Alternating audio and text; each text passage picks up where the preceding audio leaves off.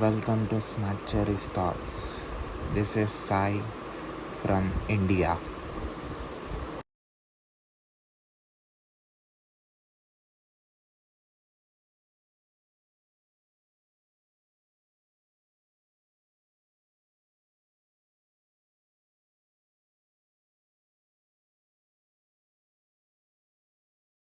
Thank you very much, Johnny, for accepting my invitation and accepting to be on my show. That's good, my man. That's good. I'm happy to be here. So, I've gone through your profile. I can see you're doing great work. So, I thought to tell about your work to my audience. Okay, well, I'm an investigative journalist. I've been working probably for about 7, 8 years on some really good sites that look into crime, the history of the rich and famous and powerful, technology, both in the present, past, and the future, and some of the biggest people and the movers and shakers of the world. That's what I investigate. Bad people all around. Great. Thanks again, Johnny, for being on my show. Yeah, I'm looking forward to it. Looking forward to it. I'm always interested to know what people want to ask me and want to find out because yeah, that's always the interesting stuff for me. So, investigative journalism and being a writer. So, what is this and what made you to become this? Okay, well, I had kind of a life crisis in about 2014, 2015. I'd always been working in hotels. I had been a musician. I had been playing gigs around the place in a band called Bomb Alaska. I was trying to make something of it, but the world around was becoming technological. No longer were people playing in clubs. People were recording their music and putting it online. And then suddenly it's like, oh, well, I want to have one foot in this world, this old world that I loved from the past. And I wanted to have a one foot in the new world. And I realized that the majority of people just had all of their feet in the past. The music scene started to die all around the place and it became depressing for me. So I tried to retrain, look for different things to work in. But behind the scenes, I was already an investigator. I was already researching. I just did not know that one day I would write it down. And I didn't write it down because I was scared of writing it down. Because as soon as I wrote it down, I would know that, I care about it enough to put the words on paper or words on the screen and to research and investigate it. That must mean I want to know more. And I had always, before I think 2015, I had always been scared of asking questions. I'd been scared of looking for answers, in case my own answers were wrong and it undermined who I was as a person. But by 2015, I was so low. I was a drug addict. I was on morphine, codemols. I was on taking Valiums here and there. I've always smoked a lot of weed. I was down at the lowest low. I wanted to end my life really, and I kind of had this point where I said, okay, it's either death or glory, and I don't want to do death, so I'll just try and investigate the things that no one investigates. So we're getting me angry. I was thinking, why isn't anybody talking about this? Why isn't anybody interested in these things? And then I realized, well, there is people who are probably interested, because it's me. So I'm interested. That's a good start. Since then, it's been hard because it was about 2016 I started writing properly. I started getting success straight away. When I say success, I mean like lots of people enjoyed my work, would say to me, wow, that's really good. By 2017, one of my articles was like the top story on vocal.media. And I was like, really, oh, wow, this is a really important thing in my life that I really enjoy doing. But I couldn't have, I mean, you don't get any money for doing it really. Now there's ways for people to support your work, but then it was really hard to understand how to do that, and I felt guilty. Everybody feels guilty when they start out in their work. They feel that maybe their work isn't good enough and it's not worth people paying. And well, once they get better, then I'll ask people for help. And I did a lot of that. I did a lot of, I won't ask people to start supporting my work until I proved myself as a person, as a writer, as an author, as an investigator. And that was always going to take a long time. And so, what I did from the start is investigate very rich and powerful people. And straight away I got censored. I got attacked. My work, the article I wrote in 2017 about Theresa May's father, just before the election, went out to 250,000 people, in a week, and was not mentioned at all on any other news platform, any official platform. It was a dangerous story. It proved that the woman who was going for Prime Minister of the UK at that time in the election in the UK, her father used to work with a serial killer who was responsible for the deaths of 130 plus people. He used to get, this guy, Dr. John Bodkin Adams, used to get his patients to sign him into their will. So they'd say, "Oh, I'll give you all my house and all my money and all my belongings," and then he'd inject them with something and they'd die. And he'd take their money. He did that 130 times, and it's 40 might have killed 160. Well, when a prime minister's father worked with a serial killer, that's an interesting story. But straight away, I was censored. I was hidden. I realized my articles weren't going to be allowed on the main platforms. They weren't allowed to discuss what I was finding. And that's really been my journey. From that point on, I got more sort of noticed in the independent media, because, well, I understand how to find stories, articles, intrigue that no one else can find in areas that no one else is looking. So I can research something for up to a year, and no one else is going to get there first because no one has thought about it in the way I'm thinking about it. I'm trying to get in between. Really, it's trying to do what the mainstream media should do, but in an independent way, and trying to find interesting stories that explain our past, explain our present, and explain our future. So not just, and this is really important in my work. A lot of my work is going back in history a long time. Sometimes I go back 500 years and I go through someone's family history and I learn about every single member of the direct line of someone's family, every single thing they've done for the past 500 years. And I map it out to people, and people say, "Wow, that's really interesting. There's so much similarity all of the way through."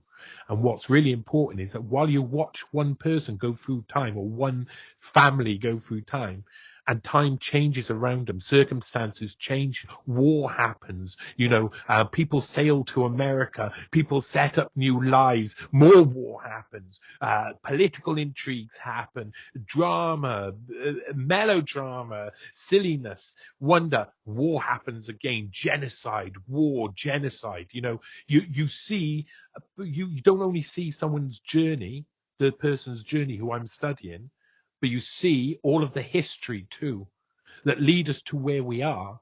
And a lot of it, people don't really know anymore. They just don't know history properly. They know little bits here and little bits there, but what has been put into an educational system so that you'll know this much. And there's a load of it that's being lost. A lot of information is just disappearing. So that's kind of what I do. I found some big things in my time as being an investigative journalist. So you're writing articles. I can see you're doing a lot of writing things. So what is making you to do this? Because it's not easy for you to do what you're doing. Yeah, well, what people don't realize about writing is that a lot of the time you don't get paid a lot of money even when you do manage to get it published. It's stories appear, they get people go, wow, that's interesting information. And it's always there afterwards, but it disappears again, you know? You have to have people realize your long-term vision. And I'm discovering my own long-term vision of what I want to write about and where I want to go. So what I write about and what makes me want to write is my own line of questioning in life, you know, my own strand, my own thread, and how I see the world doesn't make any sense. So I think the best way is to say that like my life isn't made up of Johnny Vedmore, born 1980 onwards. Yeah, my life is made up of a load of things from the past that I don't have any connection with people I've never had any connection with, but who have molded our world in such a way, or helped to shape our world in such a way that it's pushed my life to be the life that I'm living now. And once I realized that none of us are really in control of where we're going, a lot of the time we're being manipulated and we're being pushed to do things by loads of suggestions all around us. And then once you do a bit of investigating and work out, there's a lot of people who make that happen. That doesn't happen by itself. You know, people push other people into directions, whether we think it's ethical or moral. That's what we do all the time, whether it be blatantly with marketing or advertising, or whether it be subtly with just, you know, suggestion in a headline in a newspaper. You know, we're always being pushed, nudged one way or the other, often psychologically. And I find that amazing, because it basically sets the scene for everything that happens. And if you can work it out, if you can work out what humans do in certain situations under certain pressure, you can work out the future. You can see, and humans, one of the most interesting thing about human beings is that we're trying, it's clear, whether you like it or not, it's clear that we're trying to become something transhuman. It's clear that there's an element of humans, not every human. I think 60, 70% would say, oh, I don't want any of that. And then maybe 20 would go, maybe I'll have better vision so I can see it like a mile away perfectly. Or, and then 5% would be like, well, I don't mind having laser sight so I can shoot people with the, you know, and it goes on and on and on. Basically, human beings, while still being human being, are trying to transition technologically, whether we like it or not. And that is fascinating to me. And I've kind of been on the journey of trying to find out how that happened. And I didn't expect to go on that journey. I just expected to try and find people who were serial killers and people who were blackmailing and people who were sexual predators or whatever, you know, whatever type of person is out there who is nasty or horrible or devious or criminal. I wanted to find those people and look at what they were doing.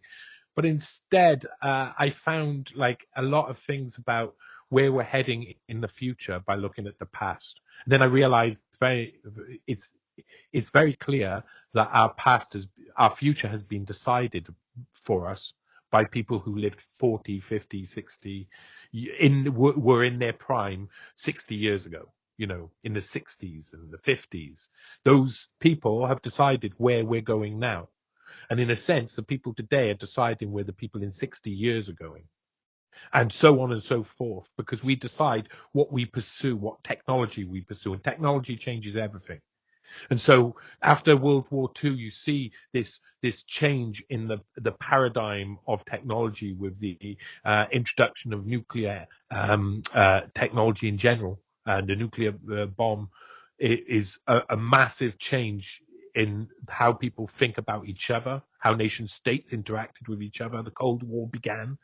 And it wasn't until theories like mutually assured destruction came out in 1961 by Herman Kahn on thermonuclear war, or Kissinger's perpetual limited warfare that came out on foreign policy, nuclear war and foreign policy by Kissinger in about 1957. It wasn't until those sort of things came out that people realized, those books and those works, that people realized that we were heading towards something where everybody was going to point the guns at each other, but not want to fire because the technology is so scary. And it changed the way the world worked. And once we understood that and it got implemented into policy, well, that was 1967 onwards. And from that point on, they've concentrated on what the future technologies are going to be, because they know the people who are in control of the big technologies to come in the future, the paradigm shifting technologies, the technologies that are like the atomic era was then. But now we've got about 5 or 6 of those different technologies coming in over the next couple of decades. And so it's no longer going to be just one big paradigm shift. It's just going to be constantly changing, evolving. And humans, it's clear. When I was young, I had an NES. Nintendo Entertainment System, and I loved it. Before that, I had the Commodore 16 Plus, and after the NES, I had an SNES, and after the SNES, I had an N64, and so on and so forth. And I kept going all the way. I couldn't stop myself because every time a new technology came out, I stopped wanting to play the last thing, and I wanted to play the new thing. It's very human. I don't know if it's right. It'll probably be the death of us. It'll probably be the reason why we all kill each other. But it's what we want to do. We constantly want to upgrade. Yeah. And I'm extremely interested in that. And that the realization that our lives are going to change so rapidly in the next 2 decades beyond belief in a way that, we don't understand. And it's being led by people who they want something much bigger than we understand. They want something much larger and much greater than we can, manage to think in our head, because they know what the next game looks like. And the next game is scary. I mean, the introduction of everything from high-tech AI, still artificial narrow intelligence, but it's getting better and better. And we're entering into a period of 5th generation warfare where we won't know what's real or what's not anymore. And we are not ready for all of this, it's interesting to see all the warnings in the past. People like Herman Kahn, who said, if we don't think very carefully about how we use, I'm paraphrasing, but if we don't think very carefully about how we use technology, then we will not be on this earth much longer. We have all of the potential to do the greatest things, but all of the potential to misinform, mismanage, misjudge, and destroy. It's something that humans are programmed to do, because upgrade, go to the next games console. People forget the one thing is that it was always game over, game over, game over, game over. It's a selection in between of playing all of those games on that game console where you lose over and over and over again until you win finally at some point. You go, yeah, I won, because it was so hard to win because I've lost so many times. Well, that's the same thing that we're doing currently. We look around, the world is at war. The world is at each other's throats. Everybody hates each other. Everybody's sad. And when people are sad, their behavior manifests in their own lives. So I see how the past, the present, and the future is heading towards somewhere where we will be so stressed as a human race that we will likely take it out on each other. And so all of that is why I write, because I find that interesting and I can't stop looking into it. And what's your objective to do this? Well, yeah. I think just to give people an idea of what the world looks like, really, without being too scared. I spent a load of years reading and watching things that made me feel afraid. And whether they wanted to make you feel afraid or not, whether it was their intention, anybody who was writing a news article or a documentary, whether they wanted to make you feel afraid, it's irrelevant. They were making you feel afraid. They use fear. They use fear all of the time. Keep you nudged nudging you towards a direction, because strong emotion makes you commit to actions and make decisions in your life. And so to make the decisions they want, they have to nudge you in all sorts of ways. I want people to see how they're being nudged. I want people to understand that, you know, you don't have to be a conspiracy theorist to look around and say there's a load of people conspiring to make you do something, because that's happening. You know, it's happening. It's not a theory.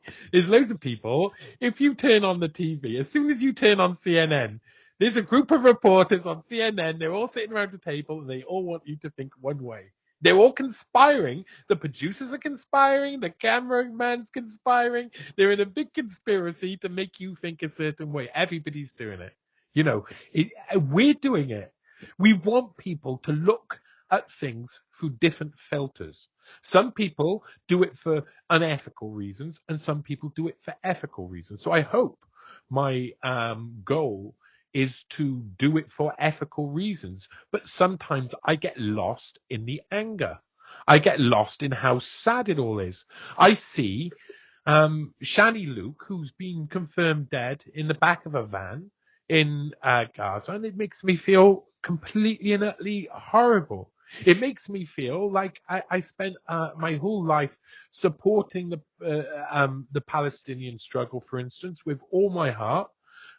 Being from a Welsh socialist background, you know, I cared about that sort of stuff.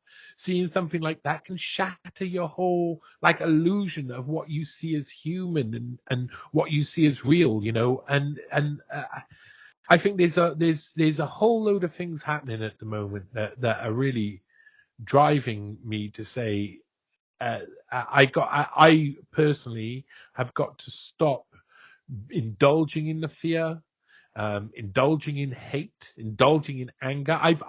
Even this week, I've had to decide to leave certain projects I'm doing and say I can't do them anymore because it just brings up too much hate, or it brings up too much anger, or I've got to do them in different ways. But I've got to do things that positively make people understand that they don't have to be scared about the next step.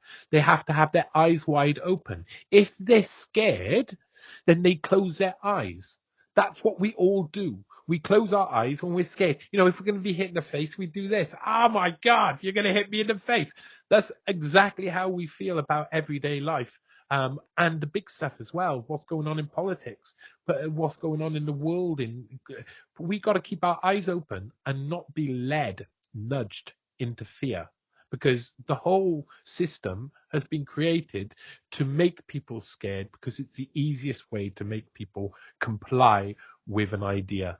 And so every single idea-based structure uses fear automatically as their tool, whether they want to or not, you know, whether they choose to or not.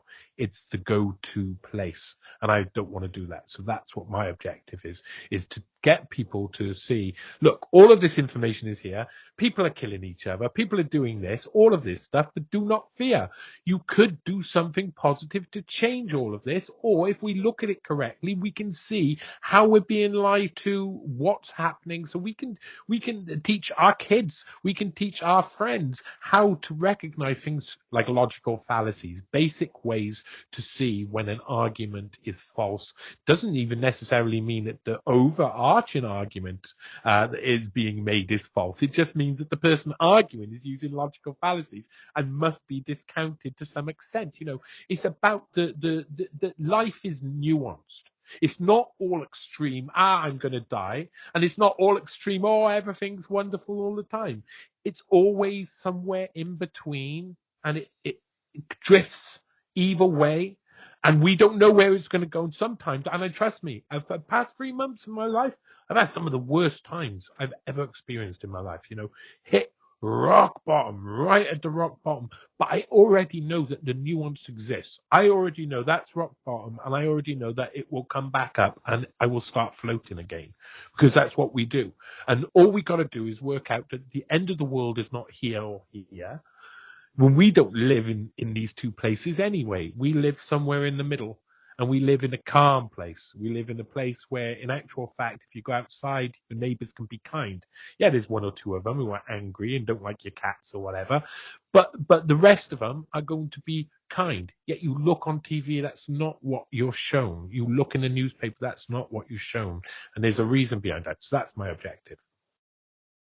So in this process, investigating bad people who comes from different places, and every bad person that you are studying, they will be occupied with multiple perspectives. Why they are becoming bad, and what is the main reason this bad is generating in the society?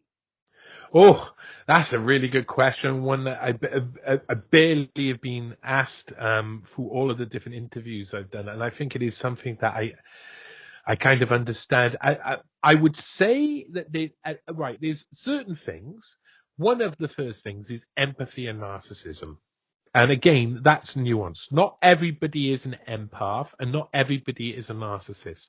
They have little bits of narcissism or they have little bits of like ability to feel empathy. Some people are completely cut off. On the extremes, they're completely cut off. And some people can't even talk without feeling love. You've got all the extremes, but the majority of us, again, we're all balanced in the middle. We're a little bit narcissistic in our behavior, and yet we have the ability to feel empathy and use empathy when it happens. Now, those extremes are important because the one extreme where everybody's happy all the time and life is wonderful, those people don't see what's happening most of the time. They're too busy. Everything's lovely. Everything's wonderful. On the other side, the dark place where everything's horrible, everything's nasty. Well, our society is built by these people.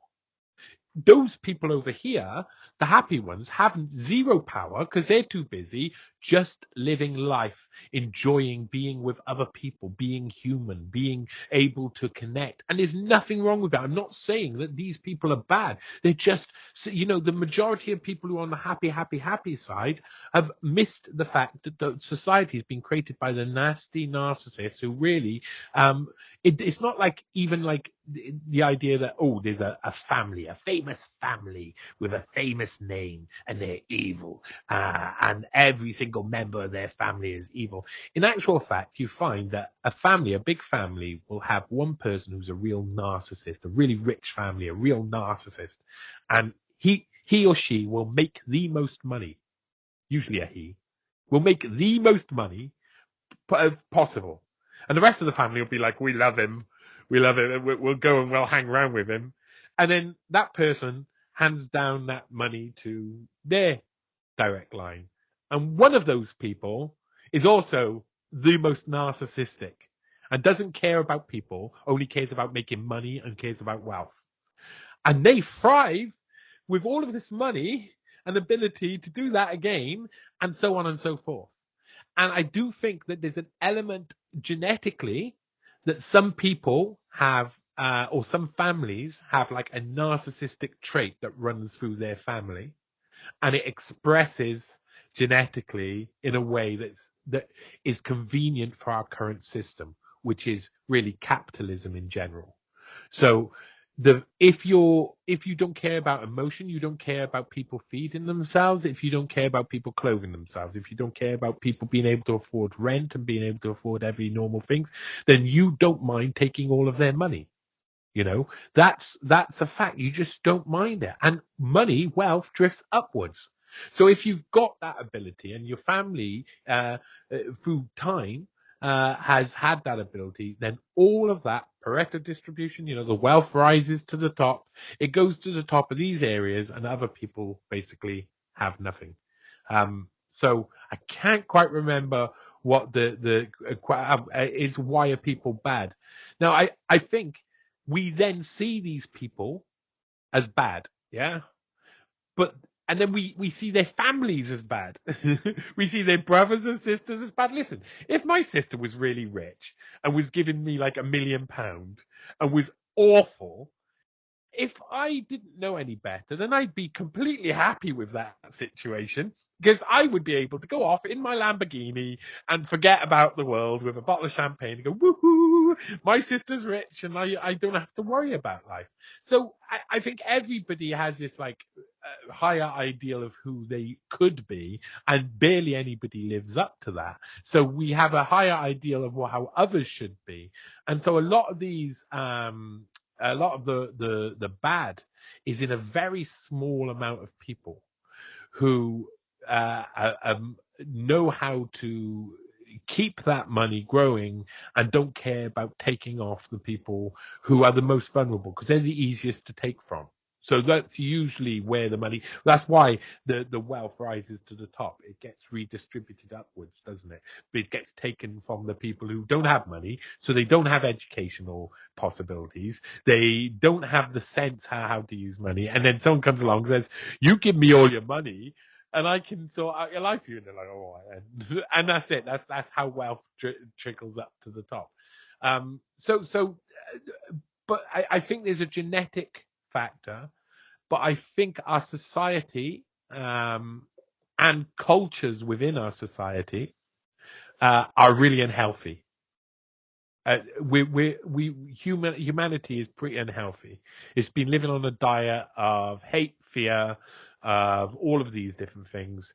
And so we run to people who then can say they can protect us, they can sort out all our problems, and they're always the bad people. I mean, I don't know when one good person has ever said that isn't in. I mean, there's only a couple in history where you're like, oh, Muhammad and Christ were like that, weren't they? All right, if Muhammad and Christ were like that, if they were truly, that thing, if yogis or other people could reach spiritual enlightenment, and and you got swamis here and swamis there who are able to touch with people. You got A.C. Bhaktivedanta Swami Prabhupada walking through the gardens and giving enlightenment to his followers. Yes, okay, but those are really, really, we notice those people. The majority of people who claim to be those people they're just a brand, they're just a brand pushing out, and they're trying to get people's money so that they can live a happier life, so that they can bring up their children and their children won't have to fear or suffer, so that they can be right and the other people can be wrong.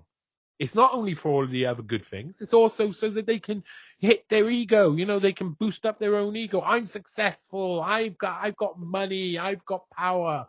That makes me happier inside. And then they get there and they're like, I'm so sad. Because, life is just, there is, they say money can't buy you happiness or money can't buy you love.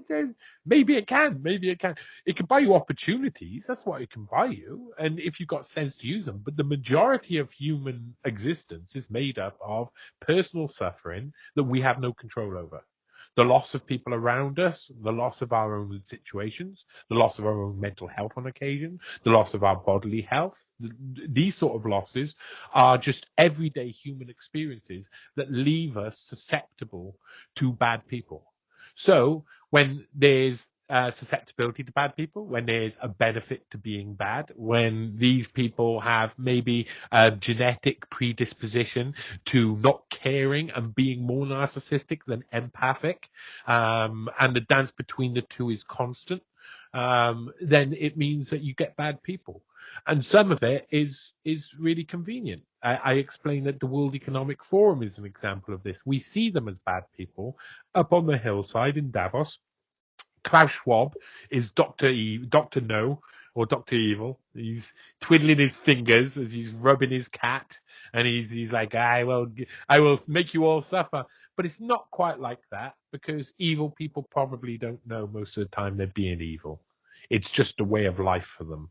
So we paint that picture because it makes us feel better, because we've seen it in movies and books, and it makes us feel more comfortable psychologically, and we understand what's going on. But in reality, what makes somebody bad is usually it can be subjective, it can be of the time, it can be very much in the moment. I mean, you get your choices in life, don't you?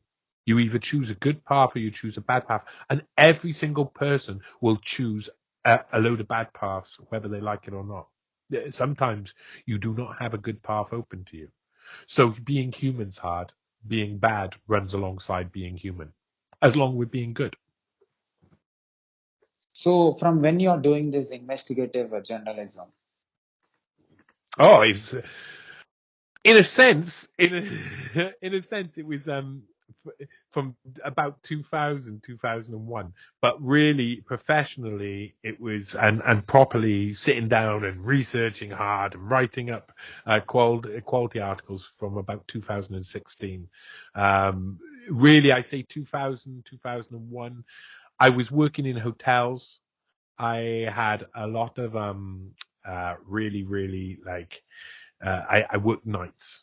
I liked working nights, and it meant we always delivered the newspapers. So we had a lot of time between 5 o'clock and 6 o'clock in the morning when everything was quiet to read through all the newspapers. So I used to do that just constantly, every article as quickly as I possibly could, scan through and look for things that were interesting.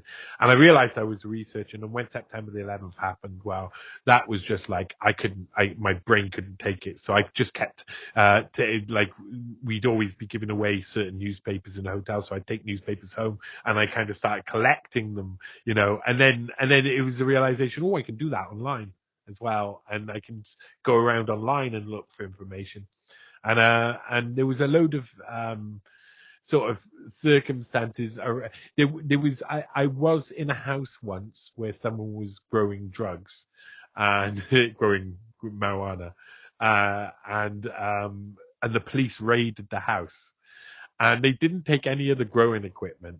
They just took all of the boxes of newspapers I had. They took all my research, and it was really confusing.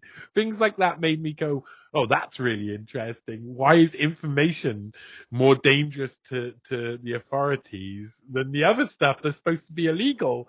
Newspapers aren't illegal. That doesn't make any sense. But I started to realize that there was, we are not different than our ancestors. The Gestapo in Germany used to go around and check people's stuff and what they were doing, and we do the same nowadays. We just do it in a different way, and we try and make it look like we're really nice. And so it was really, I started researching probably regularly about 2006, 7, 8, but I was too scared to say anything out loud for years until 2015. I had like a change in my life, a change in my direction. I was like, it's time for me to be me. Instead of being like hidden away from the world and high on drugs, I'd have to come off drugs, and that's what I did. I went through a path where now I don't have to take drugs to be happy. I don't have to the idea of taking pills every day is horrifying to me now. Back then it was just like, what pills can I fit in my mouth? So it's like, I found that the more I asked questions and the more I became a journalist, and once I started really becoming a journalist and really answering the questions I had, the less need I had for things like drugs or alcohol or other things, gambling. Like, I didn't need that stuff anymore. If I was finding the truth somewhere else, I didn't need to go and hide off in the lies elsewhere. And I think that's one of the things we do in life. We make a bed of lies to hide from our truth. So yeah, 2016, and then 2017 was a big year.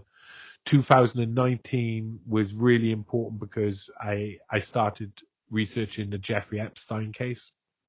And then I started working for Unlimited Hangout. And I started writing really professionally. So how these stories that you have investigated, how these stories affected you personally? Well, a lot of it is like, first of all, it affects me in the way that I'm really interested about what's coming next in the future. So I want to know that, but I get emotionally linked to certain people sometimes. So like, I wrote a series called the Black Hand series, and I wrote 5 articles. It was about London gangsters in the 50s and the 60s, and how these nightclubs girls all died within a year and a half, and all of their nightclubs got taken over by intelligence linked gangsters. And I wasn't intending to write those articles, but I became emotionally linked to Esmeralda Noel Smith, Esmeralda Gulan, who created Esmeralda's Barn in the 1950s and was an amazing woman, inspiring. And so I fell in love with her really, and I had to know more about her story. So I went through that. Other things, other times, like with the history of Klaus Schwab and his family ancestry. Well, someone come to me and said, "You've got 6 weeks. Find out the answer." And I'm given go find the answer. Who is his father? What did he do? Where is he from? Blah, blah, blah. I went away, and 6 weeks later, I came back with an astounding story that I didn't expect to find about a man running a Nazi model company during World War II and being central to the nuclear bomb project and a secret atomic bomb project the Nazis were doing. You get attached to a story as soon as you find something that interests you, propels you. You're naturally propelled to interest in things. We're humans. So, studying a negative subject and being positive, how it is possible for you? It wasn't at first. For the first few years, I spent every time it got to about November, December, I just had to stop working for 2 months. I just had to stop. I felt so sad. It was winter. Everything's grey outside. I can't do this. I can't do journalism like this during that period. It's terrible. But I got over that, mainly by when I write an article, I say like I'm emotionally attached to Esmeralda in those articles, but the rest of it I learned to detach myself from. So most of the time I'm just emotionally going through the information, just emotionally detached, going through the information and forming it all together. It usually takes 2 days before, like when I'm researching, it takes about 2 days to stop me feeling like really strong emotion about a subject so I can really start researching without getting distracted by emotion. So I have to control it and I have to think about it. And sometimes I have to cry. As humans, sometimes you have to cry. And I honestly, when I talk about Esmeralda, I cried about Esmeralda maybe in the past few years now, 20 times. I felt so connected to her on occasions. Just like I felt so sorry for her, and I felt so sorry that she didn't get to live her life, and she died in a gas-filled room and all of that. And I feel it bubbling up now and every now and again. I think about her as a human, not as a story, not as an article, as a human, and I just well up with tears because human beings, we are so. The only reason we don't love all of the people in the past like we love people today is because we're not living in the past. If we had the choice to look throughout history, we wouldn't be looking for the bad people and nasty people. We'd be looking for the lovely people. So, you're doing this from long time. And what is your podcast is about? And what is it? Yeah, NEWSPASTE podcast. So NEWSPASTE is my website, newspaste.com. And the NEWSPASTE podcast basically talks to people who are either publishing articles or stories about events that the mainstream media don't like to cover. So like the assassination of John Lennon or the assassination of JFK. I talked to Corey Hughes about JFK. As a researcher, he's spicy, naughty. They wouldn't like him on the mainstream media, but I can get really into talking about a subject through a different perspective, from a different focus. I also try and make sure that I talk to everybody who can tell their story in some way that will help other people understand their own story. So that is hard to explain. But once I kind of find someone who I like to talk to I'd like to talk to on my podcast, I get them on, ask them the questions that I think people want to know. And that's like how to get through life by understanding someone else's journey. So that's really what it's about. So, reading different people's story, how that feels, What do you mean? Just by like knowing the extreme mindset people's stories, how that yeah. feels. Yeah. Well, it's a bit strange, isn't it? When you work out I think you have to really see humans as they are. They're really often they're very kind people, but they're confused, they get angry, and they get into a bad place. And some people just can't get out of a bad place. Some people they're bad forever. You know, they're going to be like that.